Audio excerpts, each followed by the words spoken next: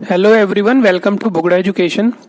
आज की इस वीडियो में हम लोग डिस्कस करेंगे 8th mathematics chapter 6 squares and square roots, question number 7, 8 and 9 of exercise 6.4। This is video number 18। तो देखते हैं question number 7। In a right triangle ABC angle B is equal to 90 degree. हमें एक triangle given है जिसमें angle B 90 degree है। इसके दो पार्ट हैं A एंड B। इसमें हमें दो साइड गिवन है, थर्ड साइड फाइंड आउट करनी है। इसके फर्स्ट पार्ट में देखिए, हमने डायग्राम बनाया जिसमें एंगल B पे 90 डिग्री बनाया हमने। तो ABC एक राइट ट्राइंगल हुआ। AB हमें 6 सेंटीमीटर, BC 8 सेंटीमीटर गिवन है और हमें फाइंड आउट करना है AC। तो देखिए राइट ट्राइंगल है तो इसमें हम काफी आसानी से पाइथागोरस थ्योरम अप्लाई कर सकते हैं। तो हम लोग इसमें लिखते हैं इन triangle ABC by Pythagoras theorem. अब पाइथागोरस थ्योरम के थ्रू हमें पता है कि जो 90 डिग्री एंगल है उसके सामने वाली साइड हाइपोटेन्यूज होगी। इनमें से एक बेस होगी, एक परपेंडिकुलर होगी। तो base square plus perpendicular square equals to hypotenuse square. So हम लिख सकते हैं AB square plus BC square equals to AC square. अब हमें इसमें वैल्यू पुट करनी है। AB स्क्वायर की जगह हम लोग लिखेंगे 6 square plus 8 square equals to AC square. 36 plus 64 equals to AC square. 100 equals to AC square. तो हम AC की वैल्यू बता सकते हैं square root of 100, that means 10 centimetre. Second part में देखिए, जब हमने मेजरमेंट लिखे तो जो हाइपोटेन्यूज है वो हमें गिवन है, बेस गिवन है, परपेंडिकुलर AB फाइंड आउट करना है। मेथड हमारा वही होगा, in triangle ABC by Pythagoras theorem. So AB square plus BC square is equal to AC square. Value put करेंगे। देखिए AB स्क्वायर हमें नहीं गिवन तो उसकी जगह सेम लिखा रहेंगे। 5 square equals to 13 square. So AB square is 169 और जो 5 स्क्वायर है उसे हम राइट हैंड साइड में शिफ्ट करेंगे तो सब्ट्रैक्ट हो जाएगा। So AB square is 144। So AB is square root of 144। इसे हम फाइंड आउट कर सकते हैं 12 सेंटीमीटर। अब देखते हैं question number 8। A gardener has 1000 plants. He wants to plant these in such a way that the number of rows and the number of columns remain same. 1000 plants को इस तरह से अरेंज करना है कि जितने नंबर ऑफ रोज हैं उतने ही नंबर ऑफ कॉलम्स हैं। तो अगर हम उनको देखेंगे तो हमें एक स्क्वायर की शेप में वो दिखेंगे। Find the minimum number of plants he needs more for this. तो उस अरेंजमेंट में स्क्वायर नहीं बन पा रहा होगा तो हमें मिनिमम नंबर ऑफ प्लांट्स की और भी ज्यादा जरूरत होगी कि जिससे वो एक सिस्टम में बन सके, एक स्क्वायर शेप में आ सके। तो इसका मतलब हमें 1000 में क्या ऐड करना है कि जिससे वो एक परफेक्ट स्क्वायर बन सके। जिस तरह से हम लोगों ने क्वेश्चन नंबर 5 किया था कि उसमें हमें कुछ नंबर्स को ऐड करना था जिससे कि परफेक्ट स्क्वायर बन सके। और क्वेश्चन नंबर जो 8 है उसको उसने स्टेटमेंट फॉर्म में लिख दिया, लेकिन उसका मीनिंग यही है कि 1000 को किससे ऐड किया जाए कि जिससे वो एक परफेक्ट स्क्वायर बन सके, लेकिन वो मिनिमम नंबर से ऐड करना होगा। तो इसको हम बिल्कुल सेम क्वेश्चन नंबर 4 की तरह ही करेंगे। हम इसमें स्क्वायर रूट फाइंड आउट करेंगे लॉन्ग डिवीजन मेथड से, और जो नंबर ऐड करना होगा वो नंबर हम उसमें ऐड करेंगे।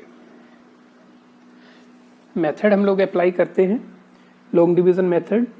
सो 3 3 9, 1 0 0 6। अब यहाँ पे देखिए, अगर मैं 6 के साथ 1 लगा दूं तो 61, तो इससे कम हो जाएगा, हमें ज्यादा लेना है। सो 124 माइनस 24। तो हम यहाँ पे लिखेंगे number of more plants needed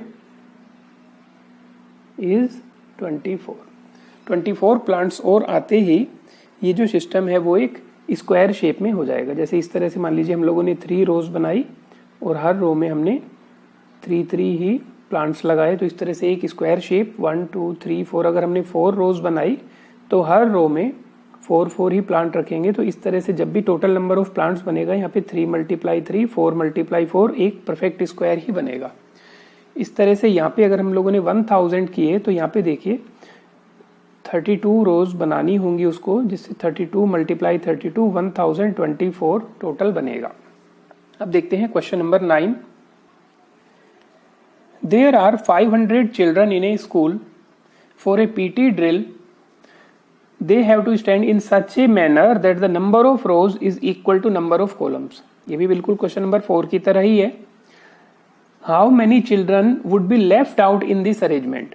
तो दोनों में डिफरेंस क्या है कि 1000 प्लांट्स वहां पे लगाने के बाद उसको और प्लांट्स की जरूरत थी कि जिससे वो एक परफेक्ट स्क्वायर बन सके या एक स्क्वायर की शेप में आ सके।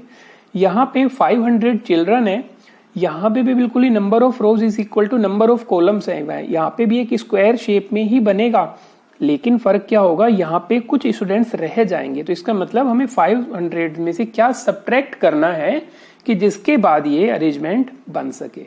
दोनों में फर्क क्या है, यहाँ पे 1000 में क्या ऐड करना है क्वेश्चन नंबर 5 की तरह, यहाँ पे 500 में क्या सब्ट्रैक्ट करना है क्वेश्चन नंबर 4 की तरह। तो यहाँ पे भी हम लोग स्क्वायर रूट फाइंड आउट करने में लॉन्ग डिवीजन मेथड अप्लाई करेंगे और जो भी रिमाइंडर होगा वो इसमें से सब्ट्रैक्ट करेंगे।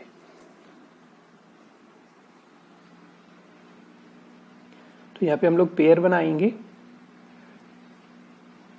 2 2 जा 4 1 0 0, 2 का डबल किया 4 42 2 जा 84, तो 16 स्टूडेंट्स यहाँ पे लेफ्ट होंगे।